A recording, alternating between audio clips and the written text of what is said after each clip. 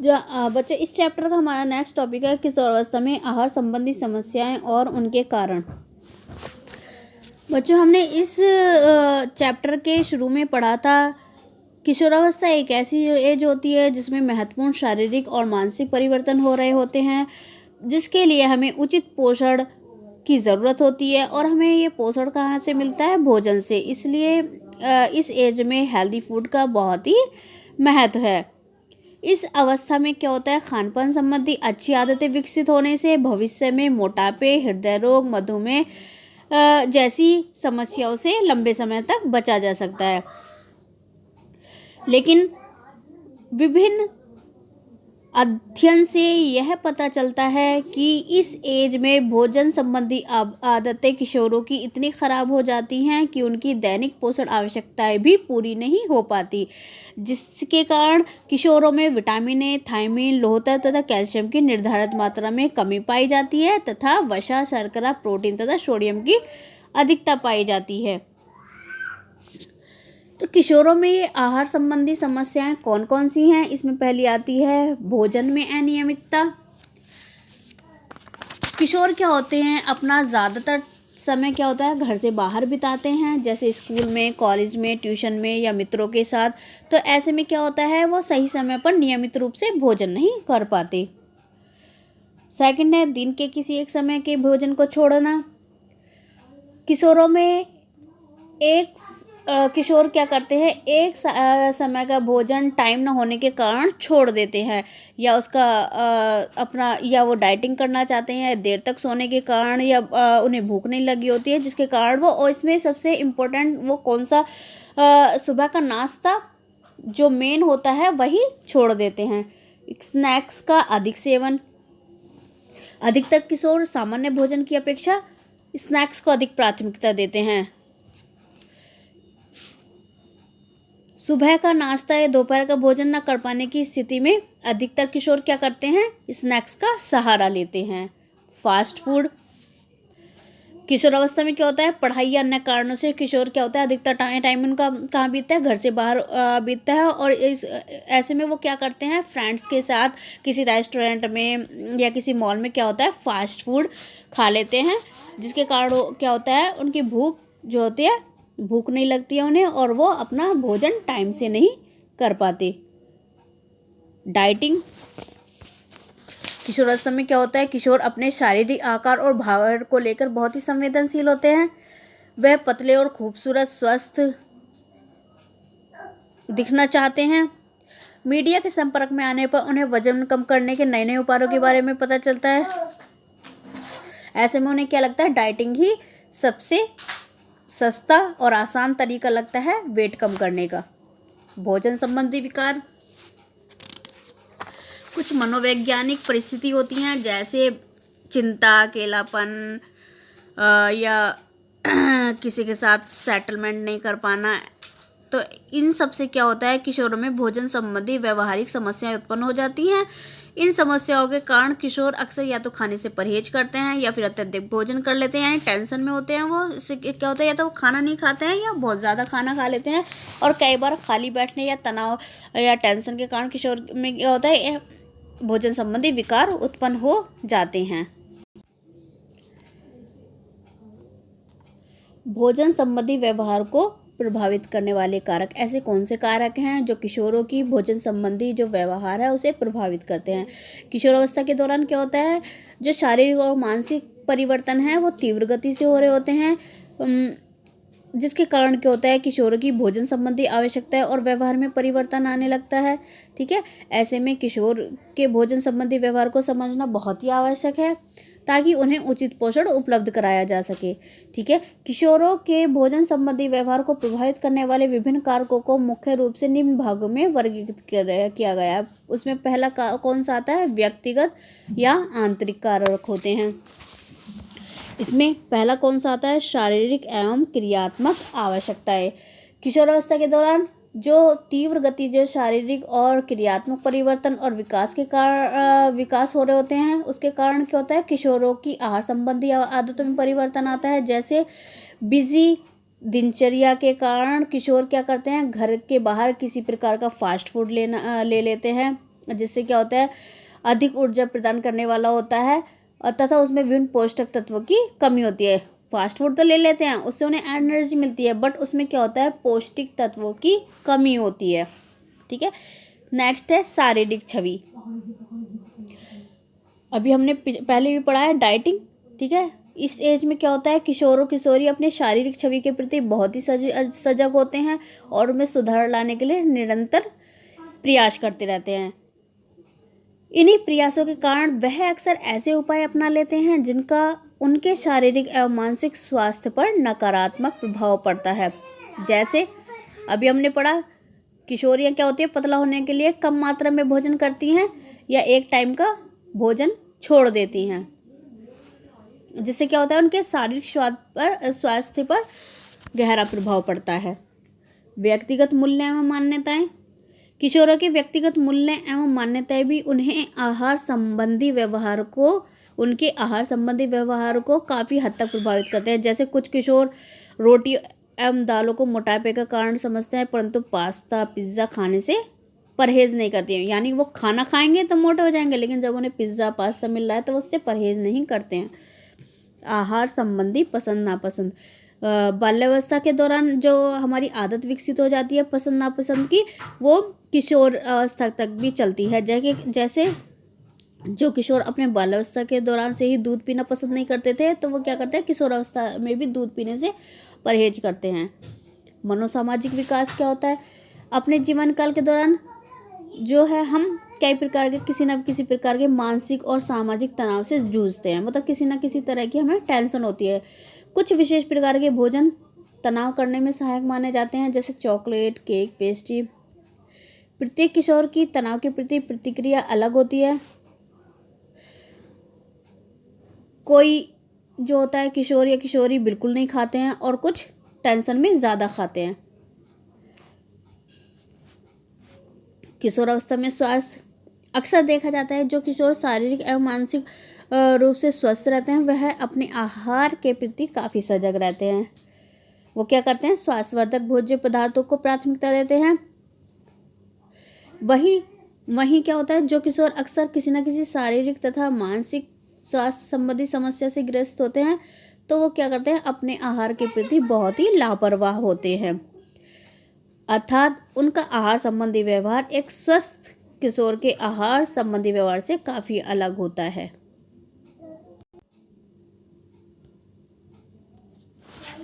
दूसरा जो कारक है, अभी हमने पढ़ा व्यक्तिगत या आंतरिक कारक, अब दूसरे हैं बाह्य कारक।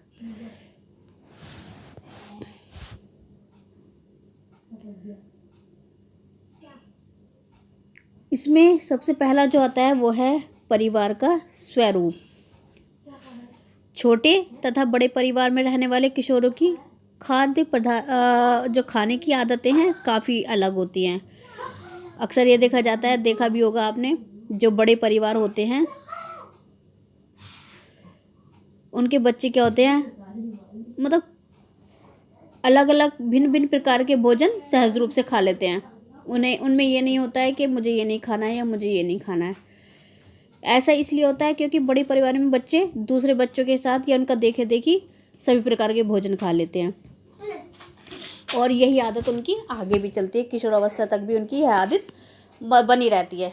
जबकि जो छोटे परिवार होते हैं, जो न्यूक्लियर फैमिलीज होती हैं, उसमें क्या होता है बच्चे क्या करते हैं बहुत ही सेलेक्टिव खाना खाते हैं कि ये नहीं खाना है या मुझे ये वाला खाना नहीं खाना है, और यही आदत उनकी आगे तक चलती है। दूसरा है पालन पोषण के तरीके पर भी डिपेंड करता है ये। ठीक है, खान पान जो संबंधी आदत है वो पालन पोषण के तरीके पर भी डिपेंड करती है। बाल्यावस्था के दौरान बच्चों की पालन पोषण की शैली जो होती है वो आगे किशोरावस्था में भी उसकी आहार संबंधी आदत को प्रभावित करती है। जैसे जिन परिवारों में हमेशा से ही नियमित टाइम पर जो नियमित समय है उस पर भोजन करने की जो आदत होती है, वो क्या होता है उनकी यही आदत विकसित हो जाती है और वो जब वो आगे एज में आते हैं तो वो टाइम से ही भोजन करते हैं। और जबकि जिन परिवारों में टाइम से भोजन नहीं किया जाता तो आगे जाकर भी उनकी यही आदत बनी रहती है। मित्रों का प्रभाव। किशोरों के आहार संबंधी व्यवहार में उनके मित्रों का भी बहुत प्रभाव पड़ता है। जब स्कूल या कॉलेज में किशोर अपने मित्रों के साथ खाते पीते हैं तो वह एक दूसरे के द्वारा लाए गए भोज्य पदार्थों या एक दूसरे की पसंद या नापसंद के अनुरूप तरह तरह के जो भोजन है उसमें रुचि लेने लगते हैं। तो इससे क्या होता है, उनका जो धीरे धीरे उनका जो आहार संबंधी व्यवहार है अपने मित्रों के आहार संबंधी व्यवहार के अनुरूप ही परिवर्तित होने लगता है। मीडिया का प्रभाव, जो ये वर्तमान टाइम है, ये प्रेजेंट में क्या है, मीडिया के विभिन्न माध्यम हैं, जैसे टीवी है, इंटरनेट है, मैगजीन्स हैं, मोबाइल फ़ोन्स हैं। इनके द्वारा क्या होता है, ये सब चीज़ें क्या करती हैं, किशोरों की भोजन संबंधी व्यवहार को बहुत ही प्रभावित करती हैं। किशोरों का ऐसे खाद्य पदार्थ के प्रति विशेष जिज्ञासा एवं आकर्षण देखा जाता है जिनका मीडिया के विभिन्न माध्यमों पर खूब प्रचार किया जाता है। मतलब जो हम ऐड देखते हैं खाने का, तो उसमें क्या है, जो किशोर हैं उनकी रुचि ज़्यादा होती है, जैसे Maggi, burger, pizza, cold drinks वगैरह। ठीक है।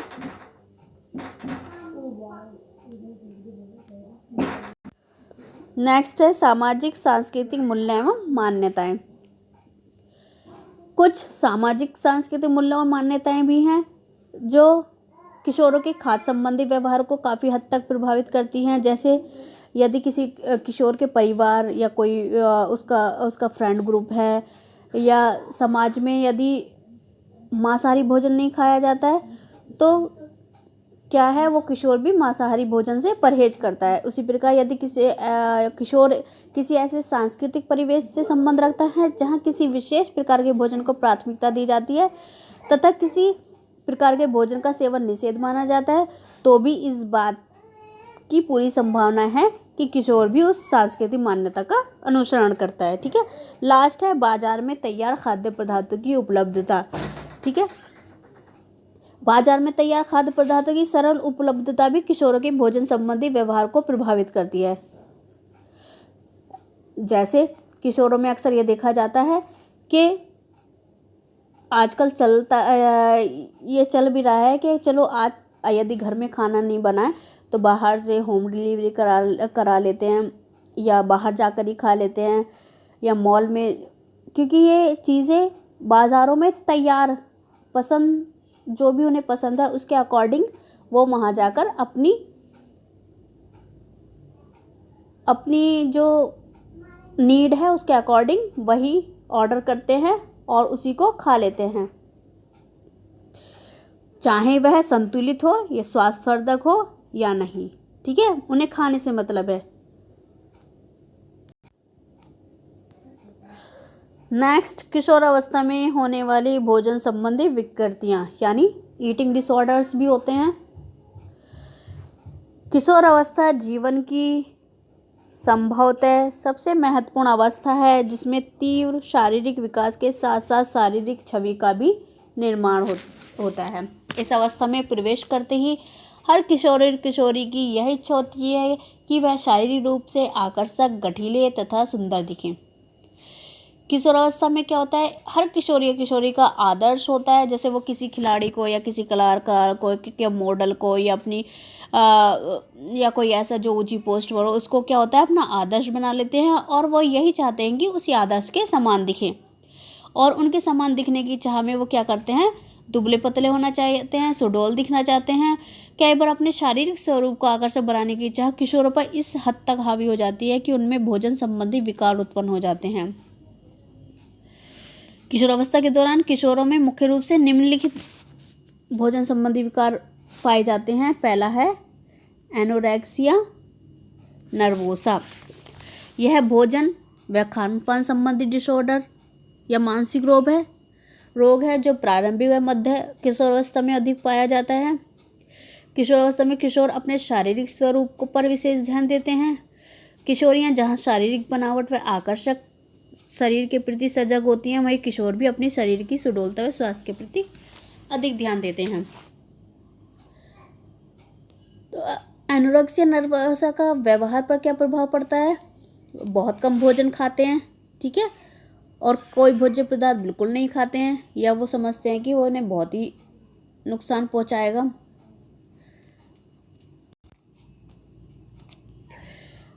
भोजन के ऊर्जा मूल्य में वसा की मात्रा के बारे में ज़्यादा जानना चाहते हैं, यदि वो अगर कोई खाना खा रहे हैं तो उसमें वो उस चीज़ पर ज़्यादा ध्यान देते हैं कि इसमें कितनी हमें कैलोरी मिलेगी और कितना इसमें फैट है। ठीक है। सामाजिक समारोह में जाने से बचते हैं ऐसे लोग। ठीक है। वजन कम करने के प्रयास में वो क्या करते हैं, गर्म पानी पीते हैं और अधिक व्यायाम करते हैं, एक्सरसाइज ज़्यादा करते हैं। एनोरेक्सिया नर्वोसा का क्या होता है, शरीर पर क्या प्रभाव पड़ता है। शारीरिक भार में क्या होती है, तेजी से कमी आती है, क्योंकि वो क्या अब अपने शरीर को सुडौल दिखाना चाहते हैं, पतले दुबले दिखना चाहते हैं, तो वो क्या करते हैं, डाइटिंग करते हैं। तो उससे क्या होता है, शरीर के भार में तेजी से कमी आती है, जिसके कारण शारीरिक स्वरूप बहुत ही पतला प्रतीत होता है। जब शरीर कमज़ोर हो जाता है तो उस पर क्या होता है, किशोरियों के मासिक धर्म में अनियमितता होने लगती है, उल्टी, शरीर के फूलने का एहसास तथा कब्ज की शिकायत रहती है। कई स्वास्थ्य समस्याएं जैसे शारीरिक वृद्धि में रुकावट, दांतों की समस्या, लार ग्रंथि की सूजन, ऑस्टियोपोरोसिस, एनीमिया और रक्त संबंधी बीमारियों की आशंका बढ़ जाती है। मनोवैज्ञानिक प्रभाव क्या है इसके,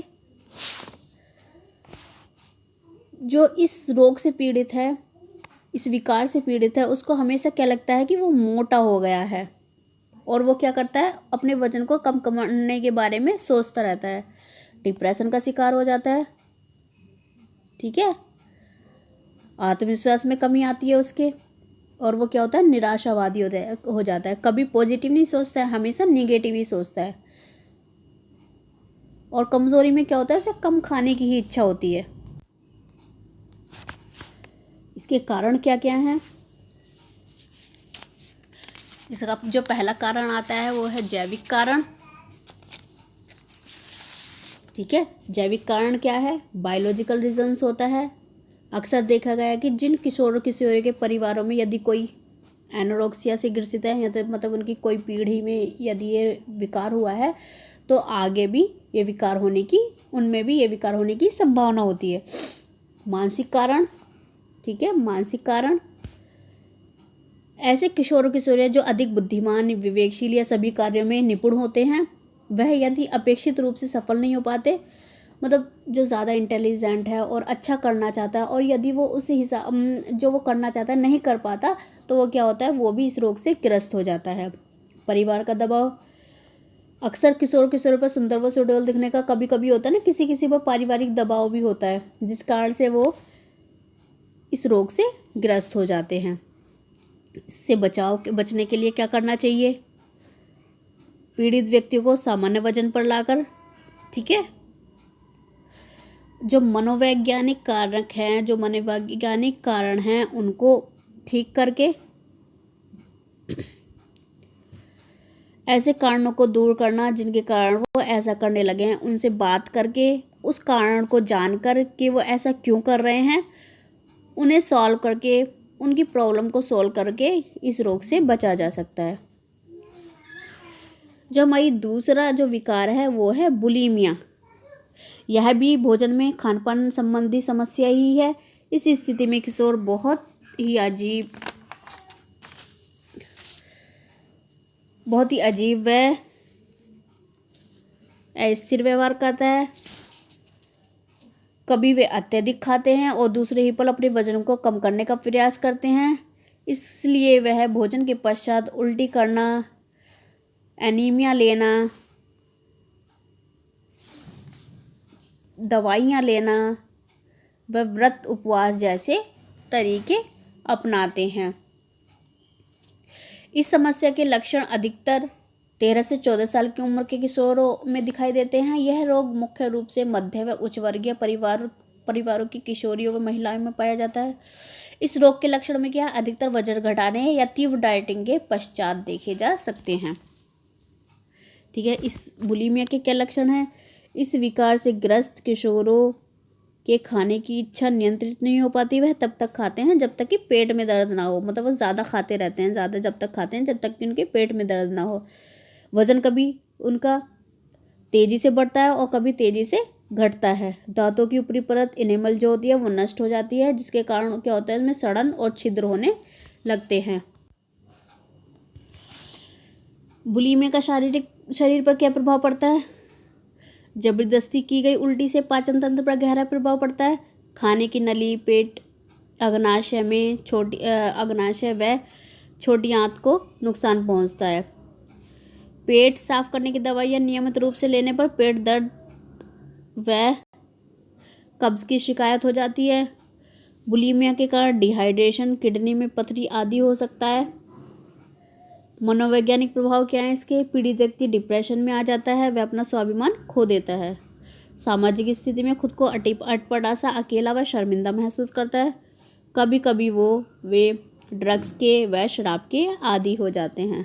ठीक है, इसका क्या इलाज है?